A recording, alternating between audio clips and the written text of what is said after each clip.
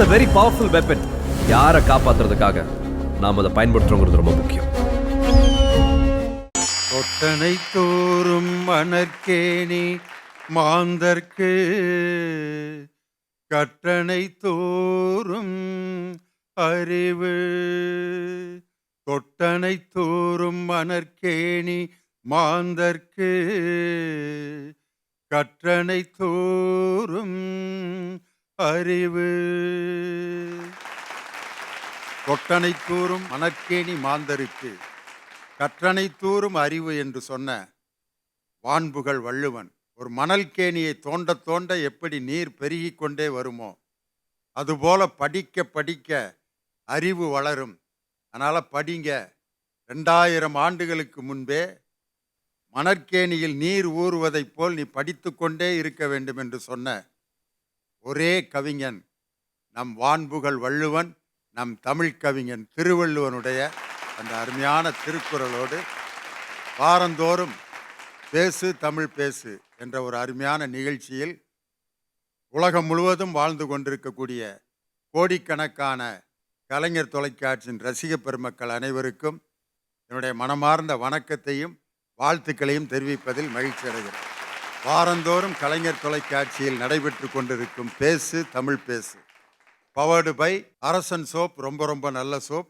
Associate sponsored by Cardia advanced cold pressed நல்லெண்ணெய் மற்றும் நாளெல்லாம் பொன்னழகு ஜெயபிரதா ஜுவல்லர்ஸ் மதுரை. இந்த வணிக நிறுவனங்கள் இணைந்து வழங்கும் பேசு தமிழ் பேசு. எத்தனையோ மொழிகளில் நம்ம பேச்சு கேட்டிருக்கோம். நம்ம தமிழில் உட்காந்து பேசிகிட்டு இருக்கும்போது யாராவது இன்னொரு மொழியில் பேசினா, நமக்கு புரியாத மொழியில் பேசினா நமக்கு அந்த இடத்துல உட்காந்துருக்கிறதுக்கே சங்கடமாக இருக்கும்.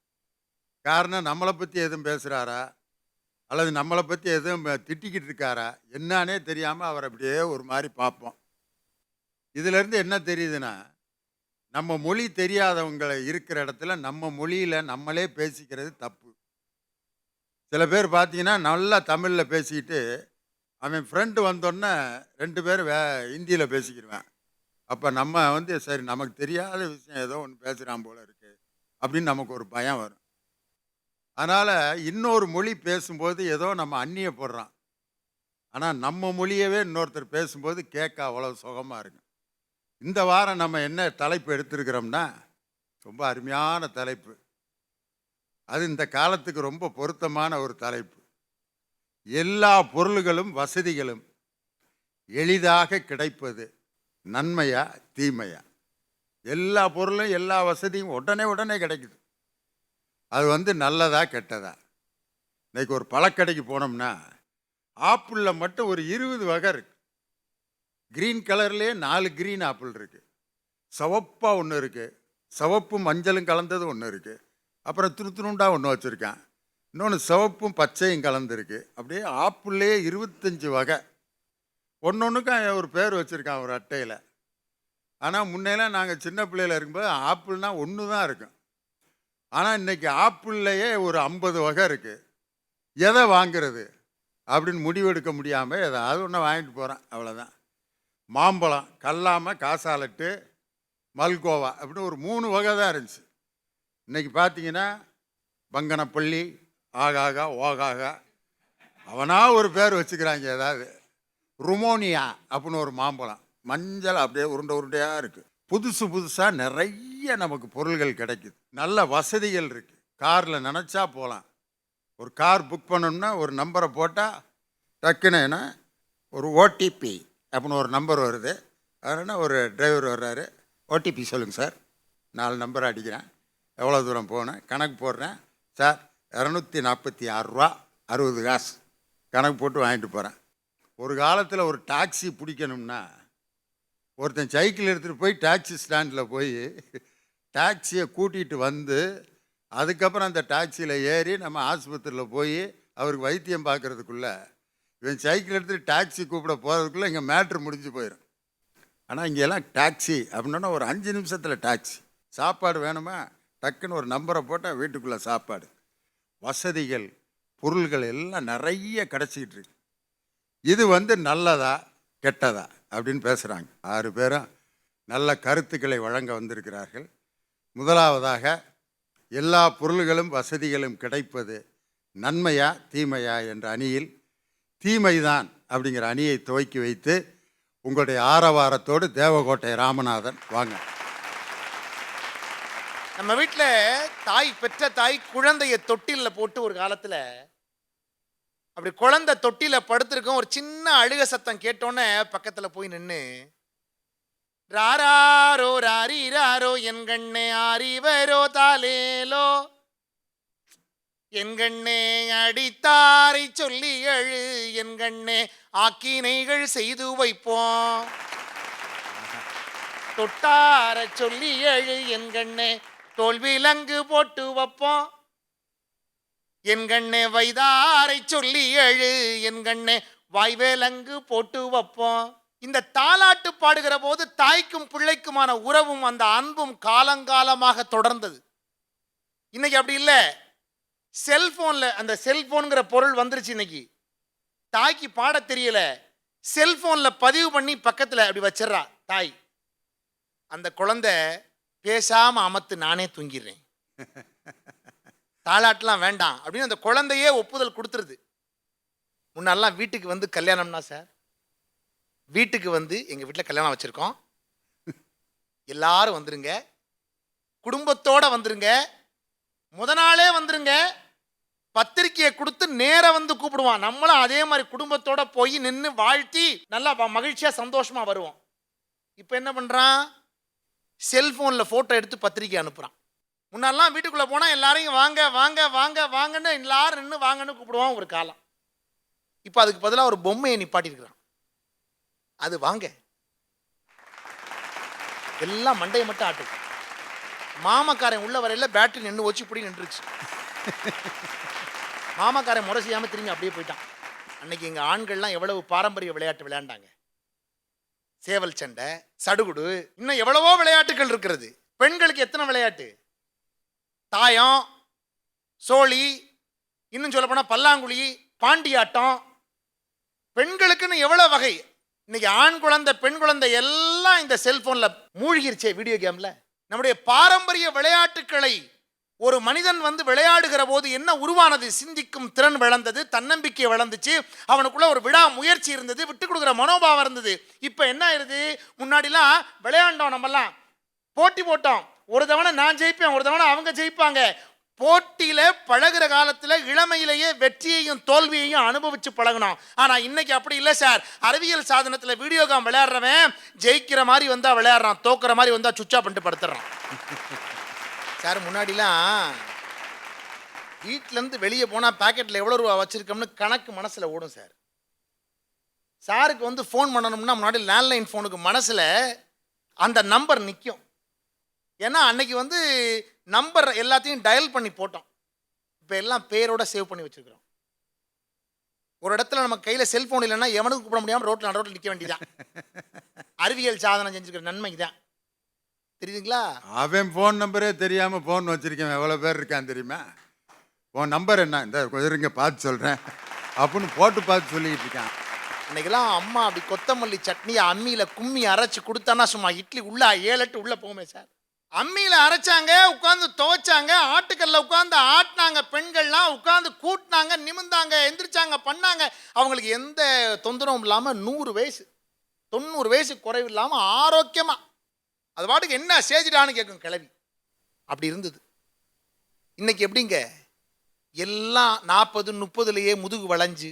அப்போ அறிவியல் சாதனங்கள் வந்ததனால் உடல் என்ன செய்திருக்கிறது, சோம்பேறித்தன்மை ஏற்பட்டு, சோர்வு ஏற்பட்டு, உடல் எடை பெருகி இன்றைக்கு இருக்கிற மனிதனுக்கு எல்லாவற்றுக்கும் எந்திரங்களை நம்புகிற பழக்கம் உருவாகி இருக்கிறதா இல்லையா? நிலம், நீர், நெருப்பு, காற்று, ஆகாயம் என்கிற பஞ்ச பூதங்களையும் மாசுபடுத்தியது இந்த அறிவியல் தானே. அதை மறக்க முடியுமா? அறிவியல் சாதனங்களில் மூழ்கி போன மனிதனால் மனித அபிமானத்தை மறந்து போகிற நிலைதான் உருவாகி இருக்கிறது என்பதனாலே ஒரு நாணயத்திற்கு இருபக்கம் இருப்பது போல நன்மையும் தீமையும் இந்த எல்லா பொருட்களும் வசதிகளாலும் இருக்கிறது என்கிற தீர்ப்பினை இந்த மாமன்றம் நல்க வேண்டும் என்று கேட்டுக்கொண்டு விடைபெறுகிறேன். நன்றி, வணக்கம்.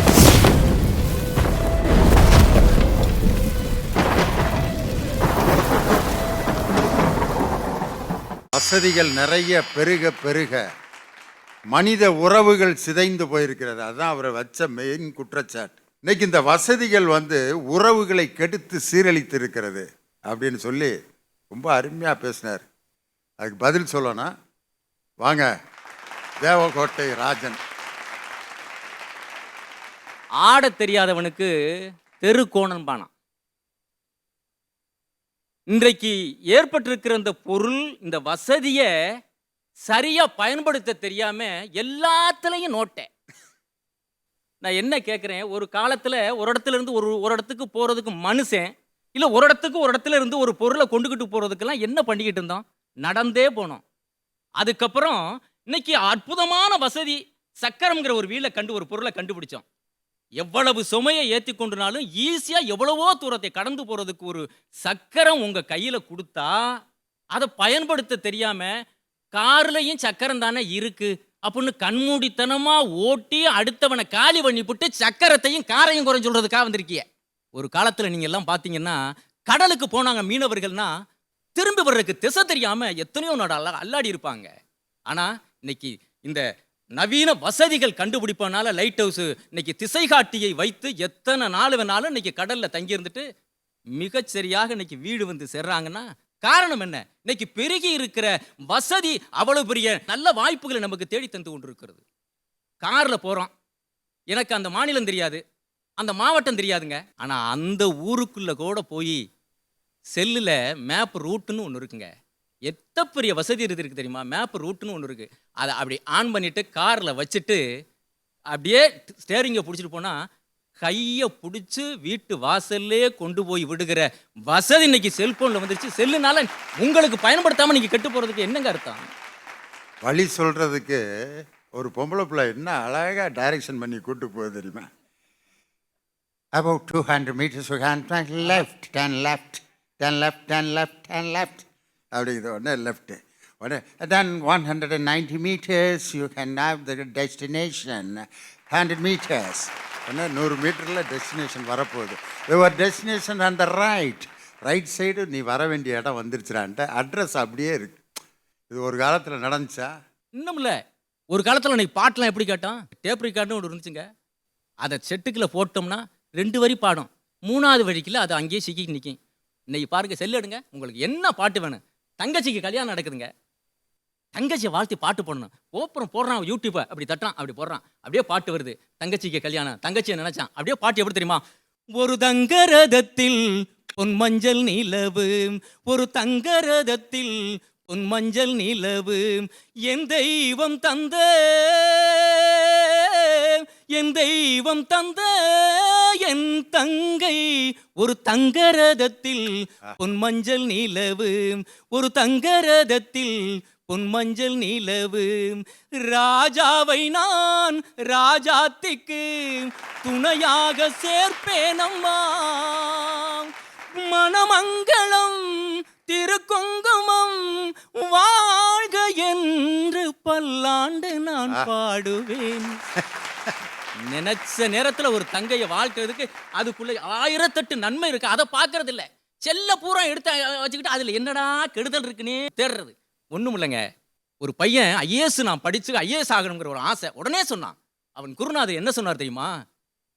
நீ ஐஏஎஸ் ஆகிறதுக்கு என்னென்ன வசதிகள் எல்லாம் வேணுமோ நான் செய்து தரேன். நீ ஐஏஎஸ் படிக்கிறதுக்கு என்னென்ன புத்தகம் வேணுமோ அதை தமிழ்நாட்டில் எங்க இருந்தாலும் நான் போய் தேடி வாங்கி உனக்கு தந்துறேன்டா அப்படின்னாரு.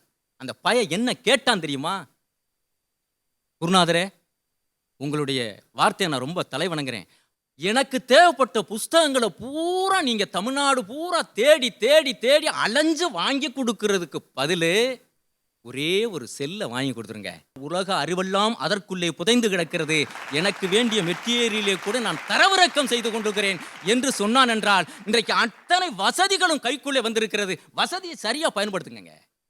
காய்கறி வெட்டுகிற அறுவாளை கொண்டு மனுஷனை வெட்டியது யார் குற்றம்? அறுவாளின் குற்றமா? அறுவாளின் குற்றமா? பயிருக்காக வாங்கப்பட்டிருந்த பால்டாயை எடுத்து கொடுத்து விட்டு மரணம் அடைந்தது பால்டாயிலின் குற்றமா?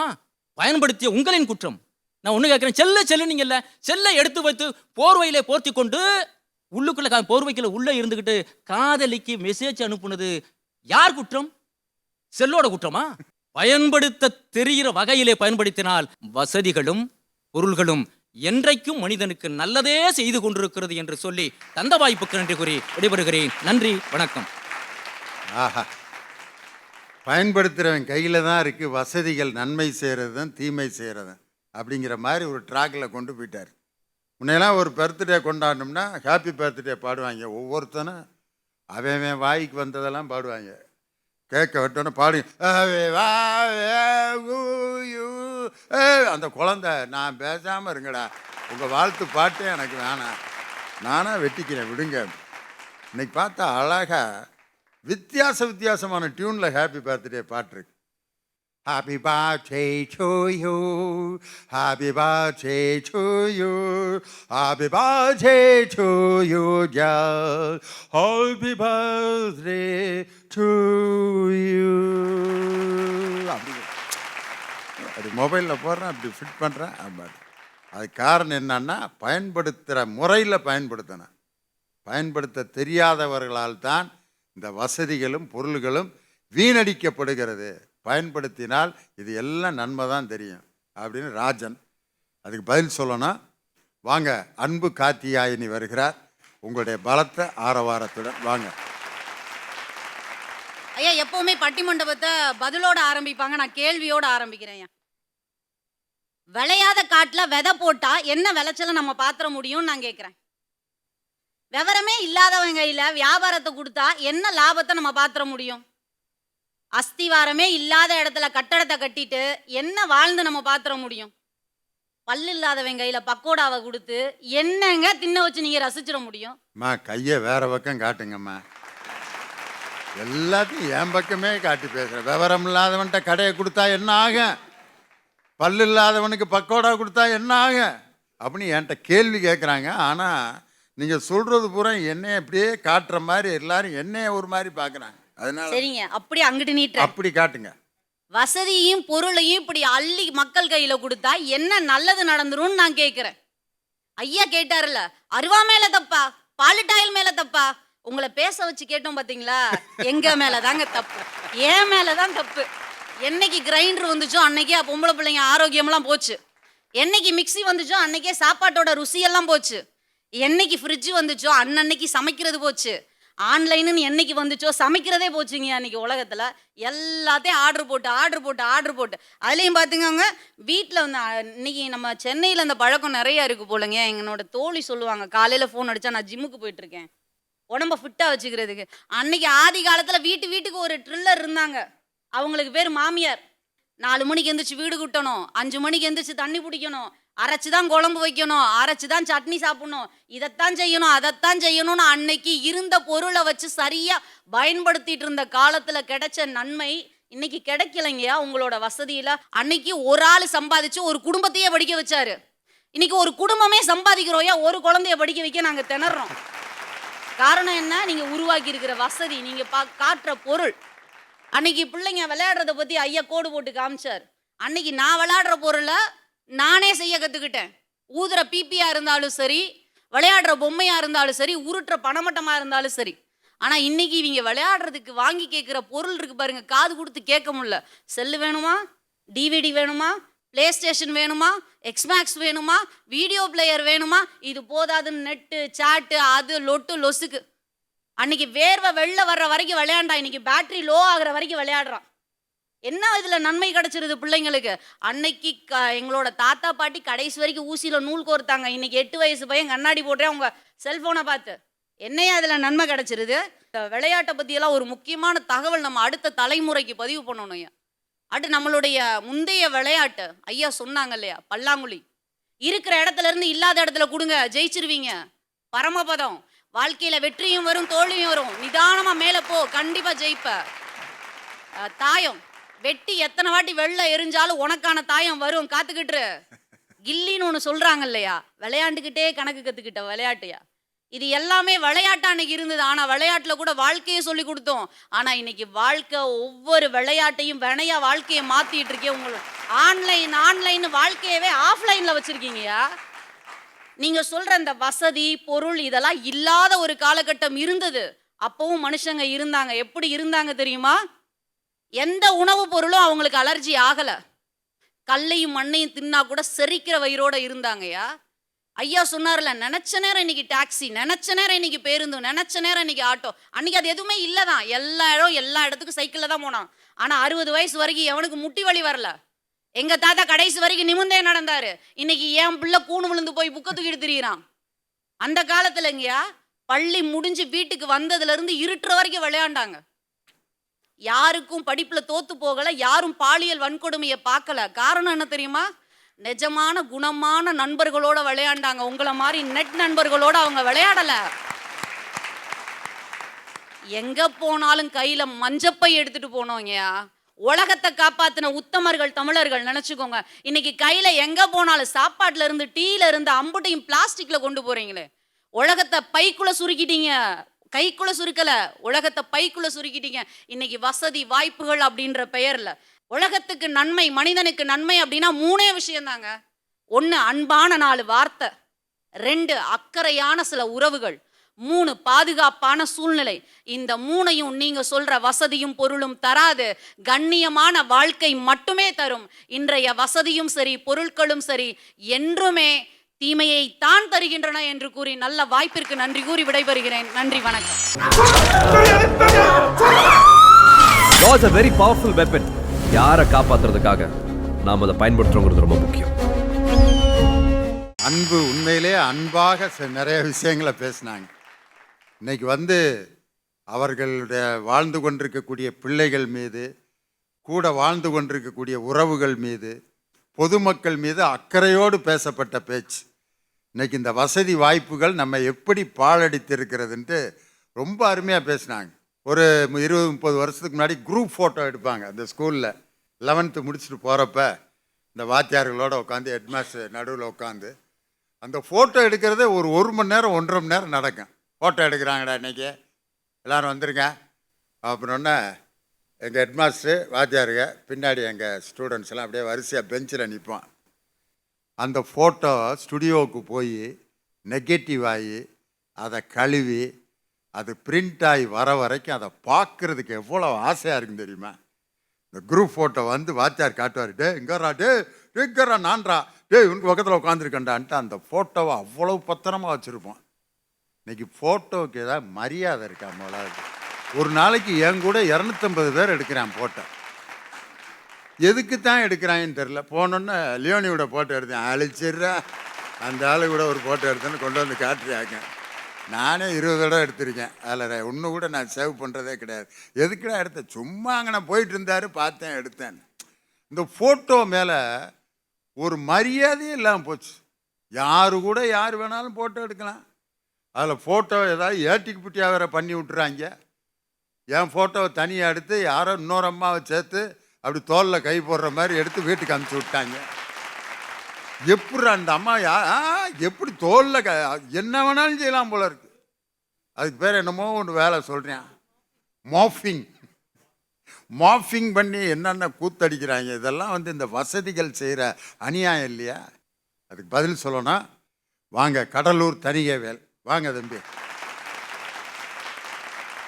ஏசி அரங்கம், 8 கேமரா, அருமையான இருக்கை, சகல வசதிகளுடன் சென்னை தேனாம்பேட்டையில் அமர்ந்து திண்டுக்கல் லியோனி அவர்கள் பேசுவதை ஞாயிற்றுக்கிழமை அன்று ஒரே ஒரு பொத்தானை அழுத்தி தொலைக்காட்சியில் கோடான கோடி தமிழ் மக்கள் தாங்கள் இருந்த இடத்திலிருந்தே கண்டு களிக்கக்கூடிய வசதியை ஏற்படுத்தி இருக்கிறது எல்லா பொருட்களும். இது நன்மையா தீமையா? நீ என்ன அடிப்படையிலே கை வைக்கிற? லியோனி இங்கே உட்காந்து பேசுகிறத உலகம் முழுவதும் கேட்குறீங்களே. இந்த வசதி வேணுமா வேணாமா? அவங்கள்ட்ட கேளுங்க, என்கிட்டயும் கேட்குறீங்க. நான் கடைசியில் சொல்கிறேன். நடுவர் அவர்களே, இங்கே என்ன பிரச்சனை அப்படின்னா, எதிரணிக்கு எங்கள் அண்ணன் ராமநாதனும் சரி, அக்கா அன்பு கார்த்திகாயினியும் சரி, தாயம், பல்லாங்குழி இதெல்லாம் பெண்கள் வீட்டில் உட்காந்து விளையாடுறதே இல்லை. இன்னும் எத்தனை காலத்துக்கு தான் பெண்கள் வீட்டுக்குள்ளேயே உட்காந்து விளையாடிட்டு இருக்குன்னு நினைக்கிறீங்க சார்? மித்தாலி ராஜ், சாய்னா நேவால், ஜுவாலா குட்டா, ஷெஃபாலி வர்மான்னு சொல்லிட்டு உலக அரங்குக்கு போய் அங்க விளையாடி இந்தியாவின் புகழை உலக அரங்கில் நிரூபித்துக் கொண்டிருப்பதற்கான வசதிகளை இன்றைய சூழல் அவர்களுக்கு ஏற்படுத்தி கொடுத்து கொண்டிருக்கிறது. இன்னமும் பெண்கள் தாயம் விளையாடவில்லையே, பல்லாங்குழி விளையாடவில்லையே, என்ன பிரச்சனை உங்களுக்கு? அக்கா அன்பு கார்த்திகாயினி ஒரு தமிழ் ஆசிரியை ஆச்சா. அன்றைய காலகட்டத்தில் 2 பேர் வேலை செய்து 10 குழந்தைகளை கூட படிக்க வைத்தார்கள். இன்றைய காலகட்டத்தில் 2 பேர் வேலைக்கு போனா கூட ஒரு குழந்தையை படிக்க வைப்பதற்கு கஷ்டமாக இருக்குதே. பேராசை. எதுக்கு அதிகமா ஃபீஸை கட்டி கொண்டு போய் சேர்க்கணும்? அரசு பள்ளி ஆசிரியை தானே. அரசு பள்ளியில சேர்த்தா சகல வசதிகளோட மாணவர்களை படிக்க வைப்பதற்கு அரசாங்கம் தயாரா இருக்குதா இல்லையா? இவர்களுடைய பேராசையை வசதி வாய்ப்புகளின் மீது ஏன் கொண்டு வந்து செலுத்துகிறார்கள் தான் என்னுடைய கேள்வி. எவ்வளவு பாலியல் சீண்டல் பெருகிடுச்சு. ஏதோ அந்த காலத்துல இருந்தவங்க எல்லாம் கௌதம புத்தர் மாதிரியும் இந்த காலத்துல நாங்கெல்லாம் அக்யூஸ்ட் பசங்க மாதிரியும். என்ன பிரச்சனை உங்களுக்கு சார்? அந்த காலத்திலும் பாலியல் சீண்டல் இருந்தது. ஆனால் அந்த பெண்கள் வாயை திறக்க விடாமல் நீ வெளியில போய் சொல்லிட்டனா குடும்ப கௌரவமே கெட்டு போயிடும். அவளை வீட்டுக்குள்ளேயே பூட்டி வச்சது உங்க காலம். நீ வெளியில வா, அவன் மேல கம்ப்ளைண்ட் பண்ணு. 1098 அப்படின்ற ஒரு நம்பர் இருக்கு, அந்த நம்பருக்கு டயல் பண்ணுன்னு உங்களுக்கு வசதிகளை ஏற்படுத்தி பெண்களுக்கு பாதுகாப்பை ஏற்படுத்தி கொடுத்திருக்கிறது இந்த வசதி. அந்த காலத்துல இருந்து ஒரே பாட்டு, மாமா அடிச்சானோ அத்தை அடிச்சாலும் அரளி பூ செண்டால, அதை விட்டா வெண்ணெயில செஞ்சு வெயில்ல போட்டு மண்ணுல செஞ்சு தண்ணியில போட்டு. சார் குழந்தைய தூங்க வைக்கணுமா? நாங்க வச்சிருக்கோம் சார் பாட்டு. ஆராரோ ஆரிரரோ அம்புலிக்கு நேரிவரோ. எவ்வளவு அழகு, எவ்வளவு அழகு சார். சார் தாலாட்டு எம்புடு பாட்டு இருக்கு. என்ன ராமநாதா, அன்னையும் போய் ஆராரோ ஆரிராரோ அப்படின்னு இப்போ இருக்க பிள்ளை வேலையை பாட்டு படியா போயா அப்படின்னு இப்போ எல்லாம் இந்த பிள்ளைகளுக்கு கண்ணான கண்ணே கண்ணான கண்ணே என் மீது சாயவா, உண்டான நெஞ்சை பொன்னான கையால் பூ போல நீவவா அப்படின்னா நான் தூங்கிட்டேன் நீ போய் பாடு அப்படிங்கிறான். 2 வரியிலேயே அந்த காலகட்டத்தில் செல்லரித்து போன ஓலைச்சுவடிகள் எல்லாம் இருந்தது சார். வெறும் ஓலைச்சுவடிகள்ல செல்லரிச்சு போயிருந்ததை எல்லாம் தட்டி தூசு தட்டி ஊவேசா கொண்டு வந்து அச்சில் ஏற்றி வைத்தார். அது புத்தகமாக வந்து அந்த தலைமுறைக்கு பயன்பட்டது. இன்றைய தலைமுறையில் அச்சில் ஏற்றியதெல்லாம் ஆன்லைனில் ஏற்றி வைத்திருக்கின்றோம். அது யுக யுகமாய் வளர்ந்து கொண்டே இருக்கும் என்பதுதானே நாங்கள் ஏற்படுத்தியிருக்கிற வசதி வாய்ப்பு சார். தனக்காக மட்டும் இல்ல சார், அடுத்தவனுக்காக யோசிக்கிறதா சார் இன்றைய காலத்தில் இருக்கிற வசதி வாய்ப்புகளை ஏற்படுத்தி தர்றவன். இந்த பார்வையற்றவர்கள் இருக்காங்க இல்லையா, அவங்களுக்காக பிரைலி புக்குன்னு ஒன்று இருக்கு சார். அந்த புக்கில் இருக்கிறத மட்டும் அவங்க படிச்சா போதுமா, எல்லாத்தையும் அவங்க தெரிஞ்சுக்கணும்னு 4 இளைஞர்கள் சேர்ந்து கண்டுபிடிச்சா சார் பிரைலி கன்வெர்ட்டர் அப்படின்னு. அந்த சின்ன டிவைஸை கொண்டு போயிட்டு எந்த டெக்ஸ்ட் மேல வச்சாலும் அதுல இருக்கிறத ஸ்கேன் பண்ணி அவர்களுடைய பிரைலி முறையில் மாற்றி அது தட்டச்சு செய்து கொடுக்கும். அவர்களும் எல்லாவற்றையும் கற்றுக்கொள்ளலாம் என்கின்ற வாய்ப்பினை கொடுத்திருக்கிறது இன்றைய காலத்தில் வசதிகளும் பொருட்களும். நடுவர் அவர்களே, இந்து கடவுள்களோ முஸ்லிம் கடவுள்களோ கிறிஸ்துவ கடவுள்களோ அந்தந்த மதத்தினருக்கு உதவி செய்கின்றார்களோ இல்லையோ, ஆனால் எல்லா மதங்களையும் சாதிகளையும் இனத்தையும் குலத்தையும் கடந்து இன்றைய காலகட்டத்தில் இருக்கின்ற அனைத்து பொருட்களும் வசதிகளும் எல்லா வாய்ப்புகளையும் ஏற்படுத்தி கொடுத்திருக்கிறது. அது நன்மையே நன்மையே நன்மையே. இந்த அரங்கம் மட்டுமல்ல, திரையரங்கில் கூட நாம் கால் மீது கால் போட்டு ஒய்யாரமாக ஏசி அரங்கில் உட்கார்ந்து பார்க்கின்றோம் என்றால் அந்த வாய்ப்பினை ஏற்படுத்தி கொடுத்திருப்பது எங்களுடைய கருவிகளும் பொருட்களும் தான் என்று சொல்லி செவிசாய்த்த அத்தனை அன்பு நெஞ்சங்களுக்கும் நன்றி பாராட்டி இடமன்றேன். நன்றி, வணக்கம். தனியவேலு தேவகோட்டை ராமநாதனுக்கும் அன்பு கார்த்திகாயனுக்கும் அருமையாக பதில் சொல்லிட்டார். அவங்க 2 பேரும் என்னமோ பண்ணாங்குழியும் ஆகா தாலாட்டு இந்த பழைய காலத்துக்கு உங்களை ஓட்டிட்டு போனாங்க. அதை பூரா அப்படியே மாடர்ன் ட்ரெண்டுக்கு இங்கே எழுதிட்டு வந்துட்டார். இதுக்கு பதில் சொல்லணும். இந்த அணியை நிறைவு செய்ய அன்பு கவிஞர், பாச கவிஞர், திரைப்பட கவிஞர் நெல்லை ஜெயந்தா வருகிறார். வாங்க. நடுவர் அவர்களே, சென்ற சித்திரை திருவிழாவை ஒட்டி நான் மதுரைக்கு போயிருந்தேன். ஒரு விடுதியிலே தங்கியிருந்தேன். சரி, தொலைக்காட்சி பார்க்கலாமே, இன்று காலை ஞாயிற்றுக்கிழமை பேசு தமிழ் பேசு வரும், அண்ணன் லியோனியை பார்க்கலாம் என்று நான் தொலைக்காட்சியை தொடங்கினேன். பார்த்தால் அந்த ஒரு தொலைக்காட்சியில், கலைஞர் தொலைக்காட்சியில் மட்டுமல்ல, உள்ளூர் தொலைக்காட்சியிலெல்லாம் உங்கள் பட்டிமன்றம், அவ்வப்போது நீங்கள் செய்த பட்டிமன்றங்கள் ஒலிபரப்பாகி கொண்டிருக்கின்றன. அப்பொழுது என் மனதிலே எழுந்த சிக்கல், இப்பொழுது நான் அண்ணன் லியோனியுடைய எந்த பட்டிமன்றத்தை பார்ப்பது? பல்வேறு வசதிகள் வந்த பிறகு எதை பயன்படுத்துவது என்கின்ற சிக்கல் எங்களுக்கு வந்திருக்கிறது. வசதி வாய்ப்புகள் பெரும்பாலான குடும்பங்களை கடனாளியாக்கிவிட்டது.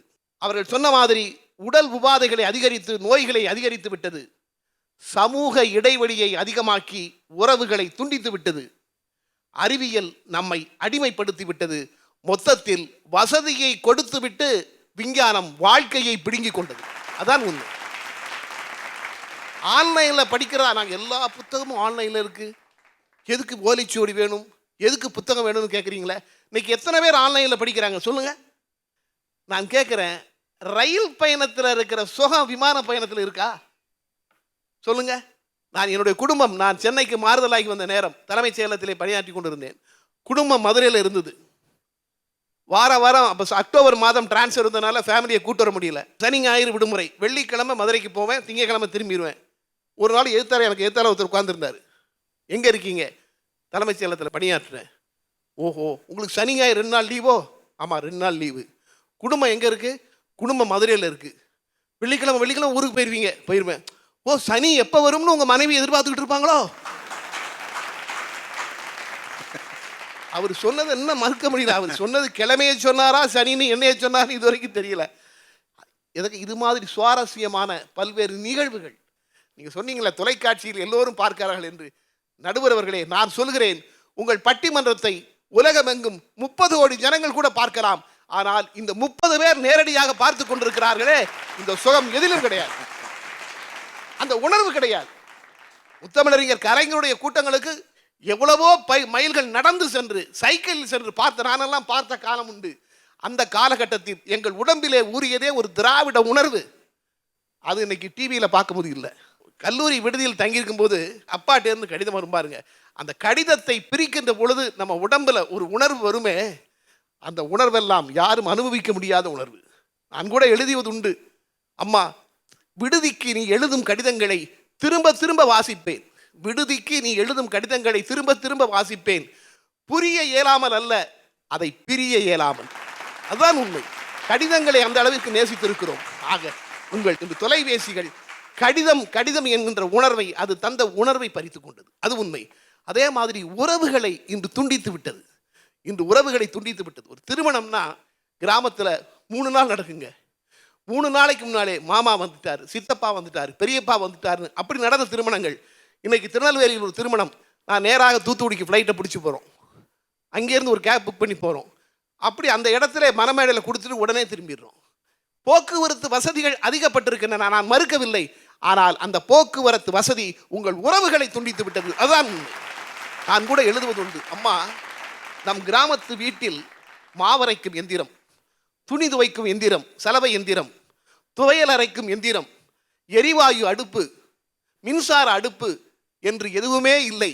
ஆனால் நீ எல்லா வேலைகளையும் முடித்துவிட்டு எங்களோடு பேசிக்கொண்டிருப்பாய்.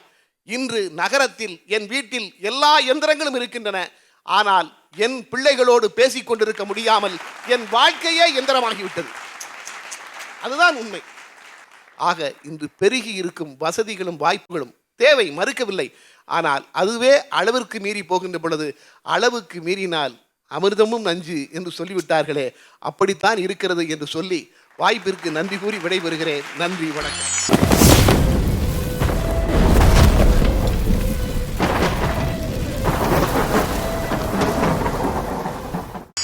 நாங்கள்லாம் ஸ்கூலில் காலேஜில் படிக்கிறப்போ மொத்தமே ஹீரோக்கள் ஒரு 6-7 பேர் தான். எம்ஜிஆர், சிவாஜி, ஜெய்சங்கர், ரவிச்சந்திரன், முத்துராமன், ஜெமினி கணேசன், இந்த ஒரு 6-7 பேர் தான். அவங்க படம் தான் மாறி மாறி வந்துக்கிட்டு இருக்கேன். வருஷத்துக்கு ஒரு 3 மாதத்துக்கு ஒரு படம், 4 மாதத்துக்கு ஒரு படம். அதை எப்படி 3 மாதம் 4 மாதம் ஓட்டுவோம் ஒவ்வொரு படத்தையும். ஒரு காலகட்டத்தில் பார்த்தீங்கன்னா புதிய பறவைன்னு சிவாஜி கணேசன் படம் வருது, எம்ஜிஆர் படம் அன்பேவா படம் வருது. அது ஒரு தியேட்டரில், இது ஒரு தியேட்டரில். அங்கிட்டு பார்த்தா ஒரு 3 மாதம் கழித்து முத்துராமன் படம் வரும், காசேதான் கடவுளடா. அதில் பார்த்தீங்கன்னா ஜம்புலிங்கமே ஜடாதரான்னு ஒரு பாட்டு. அதில் தேங்காய் சீனிவாசனும் முத்துராமனும் பண்ணுற அநியாயம். இந்த ஒரு 6-7 நடிகர்களுடைய படங்கள் தான் அப்படி வரும். யாரெல்லாம் ஹீரோன்னா வரிசையாக சொல்லிடுவோம். இன்னைக்கு எம்புட்டு ஹீரோயா, அந்த ஹீரோக்களை எண்ணி முடிக்கிறதுக்குள்ளே ஒரு 20 ஹீரோ வந்துடுறாங்க புதுசாக. ஒரு படத்தோடு முடிஞ்ச ஹீரோக்கள் எவ்வளவு பேர். உண்மையிலே ஒரு காலத்தில் அந்த படங்கள் குறைவாக இருந்தபோது அதை ரசித்த ரசனையும் இன்னைக்கு அதிகமாக இருக்கும்போது அதனுடைய மதிப்பு இன்னைக்கு குறைஞ்சி போயிருக்கதையும் கண்கூட பார்க்குறோம்ல. அதான் சொன்னார், வசதிகள் பெருக பெருக மனிதனுடைய மனநிலை மாறுகிறது அப்படின்னார். அதுக்கு பதில் நிறைவாக இந்த அணியை நிறைவு செய்ய திருமதி இந்திரா ஜெயச்சந்திரன். வாங்கம்மா. அன்பு கார்த்தியாயினியை நான் பார்க்குறேன், இப்படி பார்க்குறேன். ஒரு சமூகத்தின் மேல் அக்கறை உள்ள ஆசிரியராக, அன்புள்ள அம்மாவாக, பிரியமுள்ள சகோதரியாக இந்த பொருட்களை, இந்த வசதியை தவறாக பயன்படுத்துகிறவங்கள அவ குற்றம் சாட்டிக்கிட்டு நிற்கிறாங்களே தவிர, சகோதரி குற்றம் சாட்டுகிறார்களே தவிர இதை எப்படி சரியாக கையாளணுங்கிறது சொல்லவே இல்லை. அப்போ இந்த வசதியெல்லாம் விட்டுருங்களேன். நீங்கள் வரிசையாக பாயிண்ட்லாம் ரெடி பண்ணீங்கல்ல கூகுளில் பார்த்து, அதை விடுங்க. புக் பண்ணி திருப்பி பொதிகையில் மதுரைக்கு போகாத, வீட்டுக்காரர்கள் கேஸ் அடுப்பில் சமையல் பண்ணாத, நாளைக்கு நாள் பருத்தி மாற பிடுங்கி உங்கள் சியாங்காட்டில் பருத்தி போட்டிருக்கல, காஞ்சி ஓச்சுல பிடுங்க, நாளை பத்த வை, கூளை கிண்டி உங்கள் வீட்டுக்காரர் கொடு. குடிக்கிறாரா இல்லையான்னு பார்ப்போம். எதுக்கு வாத்தியார் வேலைக்கு போறீங்க? வாத்தியார் வேலைக்கு எதுக்கு போற? நல்ல களியை கிண்டு. சட்டியில கிண்டக்கூடாது, மண் சட்டியில தான் கிண்டணும். அலுமினிய சட்டி கூட தொடக்கூடாது. நீ குக்கரை தொட்ட கொண்டே விடுவோம். நீ கிண்டு களியை நல்லா வச்சு உள்ள பல்ல வட்டி வச்சு நெத்திலி மீன்ல கருவாட்டு குழம்பு வச்சு குடு. 10ஆம் கிளாஸ் படிக்கிற மகன் திங்கிறானா இல்லையா அப்புறம் பார்ப்போம். விறகு அடுப்புல தான் சமைக்கணும். ஆமா, பருத்தி மாரில தான் சமைக்கணும். அவ சியாங்காட்டுல இருந்து பிடுங்கினதுல தான் சமைக்கணும். செய்யறது எல்லாம் செஞ்சுக்கிட்டு அது என்னங்க வளைச்சு வளைச்சு அப்படி குற்றம் சாட்டுறீங்க? வசதி வாய்ப்புகள் எத்தனை பேருக்கு கிடைக்காம இருக்கு. ஒரு காலத்துல ஏக்கம் இருந்ததுங்க. கல்வி குறித்தும், பொருள் குறித்தும், வசதி குறித்தும், வாய்ப்புகள் குறித்தும் ஏக்கம் இருந்தது. எட்டாக்கணியாக இருந்தது. அதையெல்லாம் இன்னைக்கு அறிவியல் புரட்டி போட்டுருச்சு இல்லைங்க. சந்தோஷப்பட மாட்டீங்களா?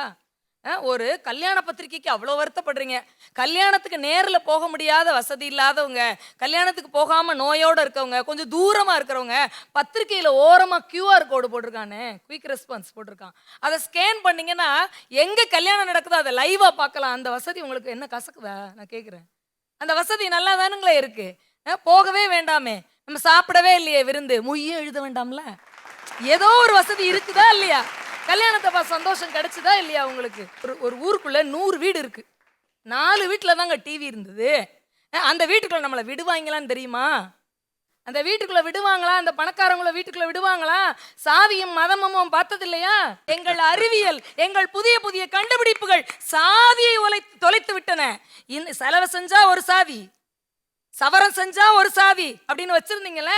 புதிய புதிய அறிவியல் கண்டுபிடிப்புகள் இதை தொலைத்து அனைவரும் சரிநிகர் சமானம் என்பதை இந்த அறை முழுவதும் இருக்கக்கூடிய பொருள்கள் சொல்லுது இல்லையா? அண்ணே சொல்றாரு, கவிஞர் அண்ணே வந்து, கடந்த சித்திரை மாதம் மதுரைக்கு சென்றிருந்தேன்.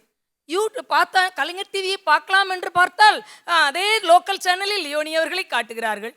கலைஞர் தொலைக்காட்சியில் நீங்கள் பேசியது, நான் பேசியது உட்பட எல்லாவற்றையும் யூடியூப்லேயே அப்லோட் செய்து விட்டார்கள். நீங்கள் எப்போது வேண்டுமானாலும் எடுத்து பாருங்களேன். இந்த வசதி அதில் இருக்கிறதே. குறை சொல்லணுங்கிறதுக்காக சொல்லக்கூடாது. ஏடிஎம் கார்டு, ஏடிஎம் வரிசையாக இருந்ததுன்னா நீங்கள் QR கோடு, ஜிபே எல்லாத்தையும் நீங்கள் பயன்படுத்துறீங்களா இல்லையா? எல்லாத்தையும் பயன்படுத்திட்டு ஏன் அங்கேருந்து வந்து குற்றம் சொல்கிறீங்க? இல்லை என்ற சொல்லை இல்லையாக வேண்டும் நாம் பாரதி. இங்க எதுவுமே இல்லைன்னு சொல்லக்கூடாது. எல்லாருக்கும் எல்லாமும் கிடைக்கணும்னா கம்பன் சொன்னா, வன்மை இல்லை ஓர் வறுமை இல்லையால் என்று சொன்னான். பொருள் அல்லவரை பொருளாக செய்யும் பொருள் நாறு வள்ளுவர். கையில இருந்ததுன்னா உங்களுக்கு தெரியாதுங்க, அதோட வேல்யூ தெரியாது. கையில் இல்லைன்னா தான் அதோட வேல்யூ தெரியும். கரண்ட் போயிடுச்சுன்னா ஏற்ற விட்டு எட்டி பார்த்தோம்ல ஒரு காலத்துல, அவங்க வீட்டில் கரண்ட் போயிடுச்சா அப்பா அப்போ பிரச்சனை இல்லை, இல்லைன்னா நம்ம வீட்டில் தனியாக 1000 ரூபாய் தாளிக்க வேண்டியிருக்குன்னு பயமாக இருக்கும். இப்போ அது கூட இல்லையே. எல்லார் வீட்லையும் UPS இருக்கு, ஜென்ரேட்டர் மோட்டர் இருக்கு, வாட்டருக்குள்ளே தனியாக மோட்டர் இருக்கு, அக்குவாவுக்கு தனியாக மோட்டர் வச்சுருக்கீங்களே, எல்லா வசதிகளையும் உள்ளே வச்சுருக்கீங்களே. லேசாக கேட்டில் யாராவது தொட்டா உள்ள கிணின்னு பெல் அடிக்குது. முன்னாடியும் பின்னாடியும் சைட்லையும் கேமரா வச்சுருக்கீங்களே. இவ்வளோ வசதிகளையும் பயன்படுத்துகிறோம் இல்லையா? இது சுமூகமாகத்தான் இருக்கிறது. நம்முடைய பிள்ளைகளுக்கு என்ன சொல்லித்தரணும் தெரியுமா? இதை சரியாக கையாளுவதற்கு பயிற்சி தர வேண்டும் என்று நீங்கள் கேட்டுக்கொள்ளுங்கள். அந்த விண்ணப்பம் நடுவர் அவர்களால் ஏற்றுக்கொள்ளப்படும். அடுத்த பட்டிமன்றத்துக்கு இது தலைப்பாக வைக்கப்படும். அறிவியல் சாதனங்களை எப்படியெல்லாம் கவனமாக பயன்படுத்த வேண்டும், எது எல்லாம் சரி எதெல்லாம் தவறு என்று சொல்லித்தாருங்கள். இன்றைய சூழ்நிலையில் என்றைய சூழ்நிலையாக இருந்தாலும் சரி, நமக்கான வசதி வாய்ப்புகள் வந்து கொண்டே இருக்கிறது. ஏற்றத்தாழ்வுகளை அது அழிக்கிறது, பெண்ணடிமையை தீர்க்கிறது, சாதியை ஒழிக்கிறது. மதம் இல்லாமல் நமக்கு மேல ஒரு சூப்பர் பவர் மட்டும்தான்டா இருக்கு, இதுதான் நடைமுறை என்ற நம்பிக்கையை மனிதர்களுக்கு வாழ்வியலிலே தருகிறது என்று கூறி வாய்ப்பளித்த நல்லவர் அவர்களுக்கு நன்றி பாராட்டி விடைபெறுகிறேன். நன்றி, வணக்கம். அளவுக்கு மிஞ்சினால் அமிர்தமும் நஞ்சு. யார் இவங்க சொல்றாங்க? அளவில்லாமல் கிடைப்பதை அனுபவிப்பதே மகிழ்ச்சி அப்படின்னு இவங்க சொல்றாங்க. ரெண்டுக்கும் இடையில கடந்து நான் முழிச்சுக்கிட்டு இருக்கேன். இப்போ ஒரு காலத்துல எல்லாம் பஸ்ஸு சீட் எப்படி இருக்கும்னா 4 பேர் உட்கார்ற சீட் இருக்கும். இந்த பக்கம் நீளமாக ஒரு சீட் இருக்கும். அதுக்கு பேர் சங்கப்பலகம்பாங்க. இவ்வளோ நீள சீட்டு. அதில் ஒரு 25 பேர் இப்படி வரிசையாக உட்காந்துருந்தாங்க. சீட்டு அடுத்து மாறுச்சு. 3, 2 அப்படின்னு மாறுச்சு. அந்த சீட்டு பார்த்தீங்கன்னா அப்படி இரும்பில் இருக்கும். கீழே ஒரு தேங்காய் நாரை மேலே அப்படியே ஒரு ரேப்பர் போட்டு இப்படி வச்சுருப்பாங்க. அதான் சீட்டு. இப்படியே தான் உட்காந்துருக்கேன். நேராக இருக்கேன். எதிர்த்தாப்பில் உட்காந்துருக்கேன். நமக்கு நேராக திரும்பி உட்காந்துருப்பேன். சீட்டு இப்படி பார்த்து பேசிக்கிட்டே போகலாம் பஸ்ஸில். அது பெரிய பஞ்சாயத்து ஆகுதுன்ட்டு எல்லா சீட்டையுமே டிரைவர் பக்கம் இப்படி திருப்பி விட்டேன் கொஞ்ச நாள் கழிச்சு. அப்புறம் என்ன ஆச்சுன்னா பஸ்ஸில் 2 சீட்டாச்சு. ஒரு திடீர்னு பார்த்தா ஒரு பட்டன் அமுக்குனா சீட்டு அப்படி பின்னாடி சாஞ்சிச்சு. புஷ் பேக் கொண்டு வந்தேன். அப்படி கொஞ்ச நேரம் கழித்து பார்த்தா அதே சீட்டு படுக்கையாக மாறிச்சு. இப்போ என்ன ஆயிடுச்சுன்னா பெர்த்து உள்ள பஸ்ஸு. பஸ்ஸுக்குள்ளேயே பெர்த்து. கம்பளி கொடுக்குறான், தலானி கொடுக்குறான். மெர்சிடிஸ் பென்ஸ் பஸ் ஓடுது. உள்ளுக்கு எப்படி வந்தோம் எப்படி போனோம்னு தெரியாத அளவுக்கு களைப்பு தெரியாத ஒரு பயண பஸ் இன்னைக்கு வந்துருச்சு. இது சரியா தப்பா யோசிக்கணும். ஒரு காலத்தில் ரோட்டில் எங்கனையாவது ஒரு இடத்துல தான் ஹோட்டல் இருக்கும். அங்கே நான் போய் சாப்பிடாட்டி வழியில் சாப்பாடே கிடைக்காது. இன்றைக்கெலாம் பார்த்தீங்கன்னா ரோட்டில் ஒவ்வொரு இடத்துலையும் ஒரு ஆள் யூனிஃபார்ம் போட்டு இங்கே வா இங்கே வா வாங்கடா சாப்பிடு வாயா அப்படின்னு சில பேர் காருக்கு நடுவில் விழுந்துருவான் போல இருக்கு. சாப்பிடலன்னா தற்கொலை நடிச்சிருக்கேன் உள்ளவா அப்படின்னு கூப்பிட்றான். எல்லாம் போயிட்டே தான் இருக்காங்க. யாராவது ஒருத்தன் போய் சாப்பிட்றேன். அதிகமாக நிறைய கிடைக்க அது நமக்கு நல்லதே செய்யாது அப்படின்னு யார் இவங்க சொல்கிறாங்க. ரைட்டு, எல்லாம் கிடைக்கல. பழைய காலத்து வாழ்க்கைக்கு இப்போ நம்ம போக முடியுமா? முடியாது. இப்போ இருக்கிற இந்த மொபைல் ஃபோனு, இப்போ இருக்கிற இந்த வசதிகள், இப்போ இருக்கக்கூடிய இந்த வாய்ப்புகள், இதுகளோடு தான் இன்றைக்கி நம்ம வாழ்ந்து ஆகணும்.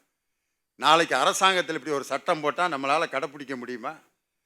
நாளை முதல் யாரும் மொபைல் ஃபோன் பயன்படுத்தக்கூடாது, பயன்படுத்தினால் மரண தண்டனை அப்படின்னு ஒரு சட்டம் போட்டால் நம்ம நிலைமை என்ன ஆகுன்னு யோசனை பண்ணி பாருங்கள். நிறைய பேர் வாழ்க்கையை இழந்துருவான், பைத்தியம் பிடிச்சிருவான், என்ன செய்கிறேன்னே தெரியாமல் போயிடும். இன்றைக்கி நம்ம கையில் இருக்க அறிவியல் சாதனம், அதை இன்றைக்கி நம்ம எப்படி பயன்படுத்தணும், அப்படி பயன்படுத்துறதுல என்ன தப்பு அப்படின்னு கேட்குறாங்க. 1000 வசதிகளோடு வாழ்ந்துக்கிட்டு இருக்கோம். இந்த இடத்துல நம்ம எப்படி முடிவுக்கு வர்றது? எல்லா பொருள்களும் வசதிகளும் கிடைப்பது நன்மையா தீமையா யோசிக்கணும். இதே மைக்கை பயன்படுத்தி ஒருவன் மனதை புண்படுத்துகிற மாதிரி என்னையால் பேச முடியும். இதே மைக்கை பயன்படுத்தி கோடான கோடி மக்களின் மகிழ்ச்சிக்கு நான் காரணமாக இருக்க முடியும். மைக்கு செஞ்ச தப்பா? ஒரு காலத்தில் ஒருத்தர் வீட்டில் ஃபோன் இருந்துச்சுன்னா ஒரு பெரிய பணக்காரர். ஃபோன் கார் இருந்துச்சுன்னா இன்கம் டேக்ஸ் ரைடு அவர் வீட்டில் பண்ணலாம் அப்படின்னு ஒரு வரையறை வச்சுருந்தாங்க. இன்னைக்கு பார்த்தீங்கன்னா யாரெல்லாம் ஃபோன் பயன்படுத்த கூடாது முடியாது என்று நினைத்தவர்களை எல்லாம் ஒரு மொபைல் ஃபோன் பொது உடைமை ஆக்கிருச்சு. இன்னைக்கு யார் வேண்டுமானாலும் யாரையும் வேண்டுமானாலும் தொடர்பு கொள்ளலாம். ஒரு சாதாரண ரோட்டில் இளந்தப்பழம் விற்கிற அம்மா அந்த சீலையில் மொபைல் ஃபோனை சொருகிருக்கு. சாமி இளந்தப்பழம் என்ன ஒரு அப்படி இருக்கு, விற்றுட்டு வாரேன், கும்பிடு அப்படி ஆக்கி சோறாக்கி ரசம் வச்சுறேன், வச்சுருட்டா. அந்த காட்சியை பார்க்கும்போது அடடடடா, ஒரு காலத்தில் தொடர்பு என்பது பணக்காரர்களுக்கு மட்டும் இருந்த நிலை மாறி சாதாரண ஏழைகளும் மற்றவர்களோடு எளிதாக தொடர்பு கொள்ள அந்த பொது உடைமை சித்தாந்தத்தை அமுல்படுத்தியது இன்றைய அருமையான இந்த வசதிகளும் வாய்ப்புகளும் அறிவியல் சாதனங்களும் எல்லோரையும் சமப்படுத்தி இருக்கிறது. பொருள்கள் நிறைய கிடைப்பது, வசதிகள் பெருகுவது தவறில்லை. அதை பயன்படுத்துகிற வகையில் நமக்கு தேவையான பொருள்களை மட்டும் நாம் எடுத்துக்கொண்டு நிறைவாக வாழ பழகினால் எல்லா பொருள்களும் வசதிகளும் நமக்கு தருவது தீமை அல்ல, நன்மையே. நன்மையே என்று சொல்லி இந்த விவாதத்தை நிறைவு செய்து என் உயிரினும் மேலான கலைஞர் தொலைக்காட்சியின் ரசிக பெருமக்களுக்கு வணக்கம் சொல்லி விடைபெறுகிறேன். நன்றி, வணக்கம்.